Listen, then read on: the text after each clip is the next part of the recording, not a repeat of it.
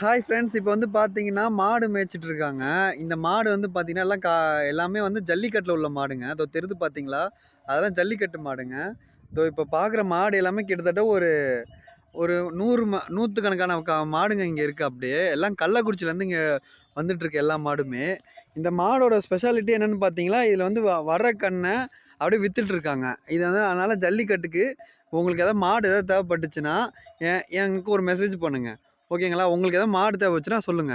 இதில வந்து ஃப்ரெண்ட்ஸ் இப்போ வந்து பார்க்குறது பெரிய காளை மாடுங்க. இந்த மாரி மாடுங்கலாம் தான் உங்களுக்கு ஜல்லிக்கட்டு தேவைப்பட்டுச்சுன்னா, கன்ஃபார்மா எனக்கு மெசேஜ் பண்ணுங்க. யார் யாருக்கெல்லாம் பார்ப்போம். இந்த மாரி ஜல்லிக்கட்டுக்கு தேவையான மாடுங்க யார் யாருக்கெல்லாம் தேவைப்படுதுங்கிறது பார்க்கலாம்.